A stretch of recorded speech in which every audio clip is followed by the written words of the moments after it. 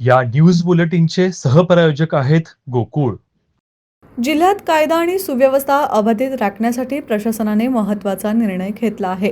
विविध पक्ष संघटना यांच्याकडून होणारी आंदोलने, मोर्चे, रॅली तसेच आगामी सण, उत्सव आणि यात्रांच्या पार्श्वभूमीवर संपूर्ण जिल्ह्यात बंदी आदेश लागू करण्यात आला. महाराष्ट्र पोलीस अधिनियम 1951 मधील कलम 37 अन्वये अप्पर जिल्हा दंडाधिकारी गजानन गुरव यांनी हा आदेश जारी केला आहे. हा बंदी आदेश 8 फेब्रुवारी रोजी सकाळी 6 वाजल्यापासून ते 20 फेब्रुवारी रोजी रात्री 12 वाजेपर्यंत लागू राहणार आहे. दरम्यान शासकीय अधिकारी आणि कर्मचारी, कर्तव्यावर असलेले कर्मचारी तसेच पोलीस प्रशासनाची पूर्व परवानगी घेतलेल्या व्यक्तींना या आदेशातून वगळण्यात आलं आहे.